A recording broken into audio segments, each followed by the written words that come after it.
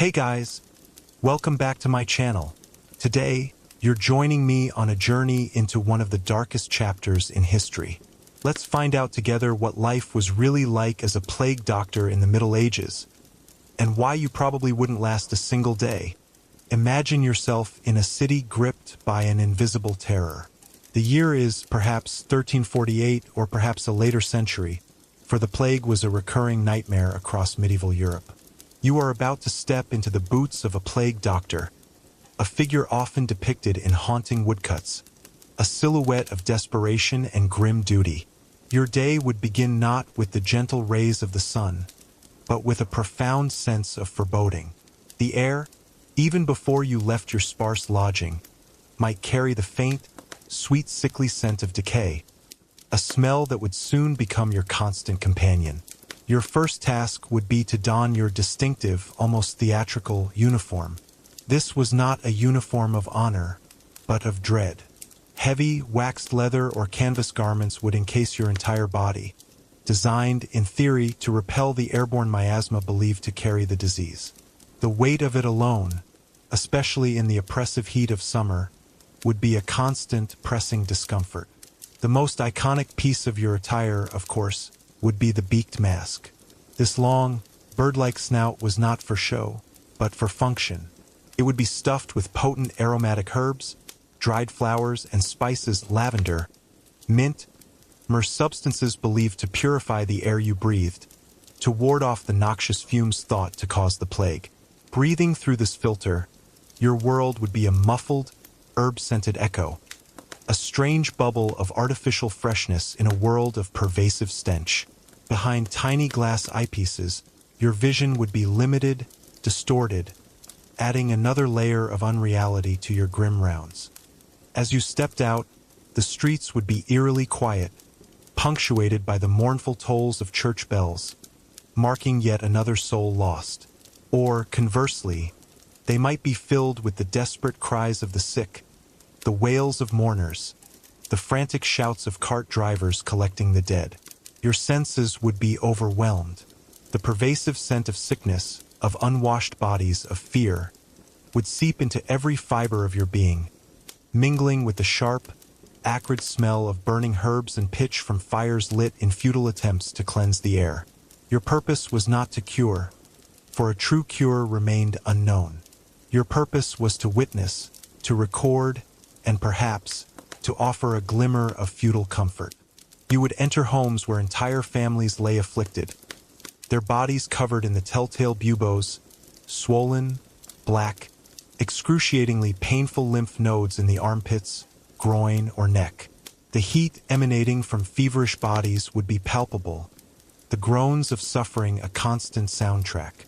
Your treatments were often crude, based on the limited medical understanding of the era. You might lance the buboes, hoping to drain the bad humors, a process that was agonizing for the patient and often led to further infection. You might prescribe bizarre concoctions of herbs, animal parts, or even ground precious stones, believing them to hold medicinal properties. Each house visited, each body examined, each family witnessed, would add to the immense psychological burden. You were a bearer of bad tidings, a grim reaper in a leather costume. The sheer scale of death, the speed with which lives were extinguished, would be relentless. You would mark the doors of infected houses with a chalk cross, a symbol of impending doom for all within. This constant immersion in suffering, this daily confrontation with death on an unprecedented scale, would erode even the strongest spirit. The lack of effective remedies, the inability to truly help, would breed a profound sense of helplessness. You would be a witness, a counter of the dead, a symbol of a society grappling with an enemy it could neither see nor understand. And then, at the end of the day, if you survived, you would return to your lonely quarters, the lingering smells of death clinging to your clothes, the screams of the dying echoing in your mind. The simple act of eating, of sleeping, would be tainted by the horrors you had witnessed. The very air you breathed, even with your protective mask, would feel heavy with the unseen threat. It was a life of unending exposure, both physical and psychological, to the raw, unvarnished terror of a world under siege. You would not last a day. You would be a witness, a counter of the dead, a symbol of a society grappling with an enemy it could neither see nor understand. And then, at the end of the day, if you survived, you would return to your lonely quarters, the lingering smells of death clinging to your clothes, the screams of the dying echoing in your mind. The simple act of eating, of sleeping, would be tainted by the horrors you had witnessed. The very air you breathed, even with your protective mask, would feel heavy with the unseen threat.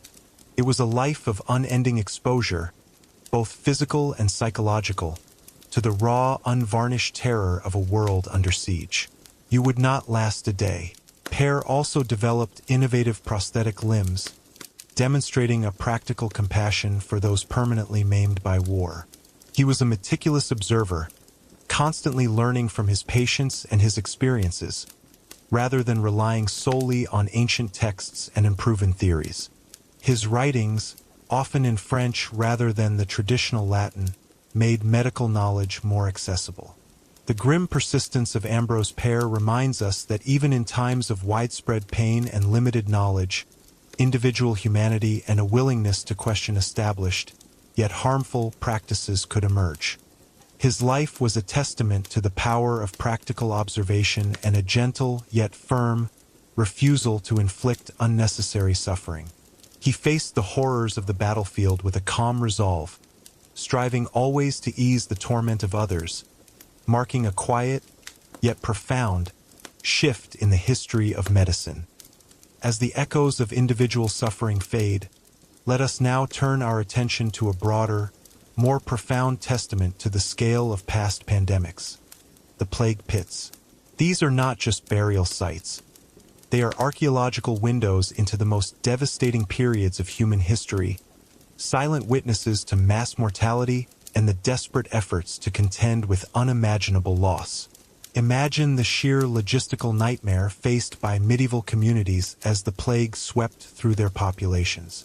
In normal times, burials were meticulous affairs, dictated by religious ritual and social custom.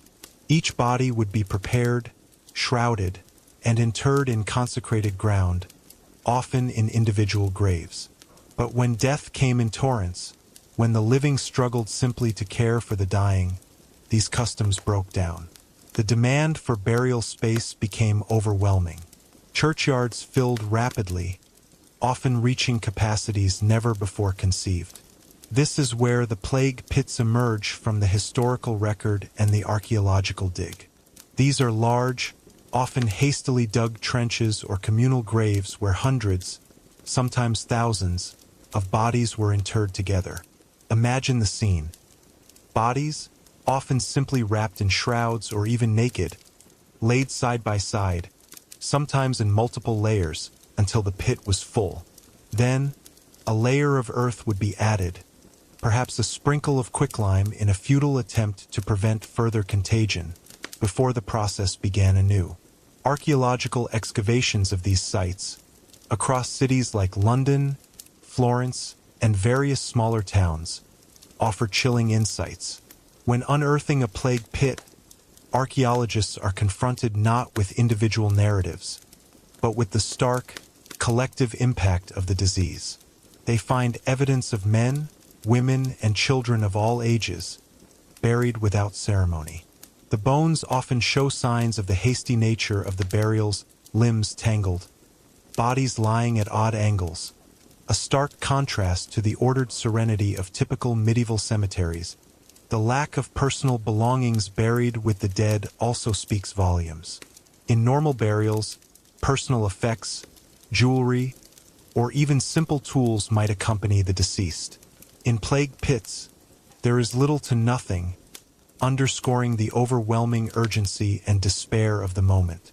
These pits serve as powerful, albeit somber, reminders of just how completely life was disrupted. They are physical manifestations of societal breakdown, of communities pushed beyond their breaking point by an invisible enemy. Yet, even in these grim discoveries, there is a quiet wonder. These mass graves, despite their tragic origin, preserve a unique biological record. Scientists today can analyze the DNA from the skeletal remains within these pits, identifying the very bacterium Yersinia pestis that caused the Black Death. This allows us to trace the spread of the disease, to understand its variations, and to gain insights into its ancient virulence. The mystery of the plague pits, then, is not just about the unknown individuals buried within them, but about the profound societal upheaval they represent. They are a haunting, tangible link to a past era of unparalleled mortality, inviting us to contemplate the fragility of life and the immense forces that have shaped human history, often in the most brutal of ways.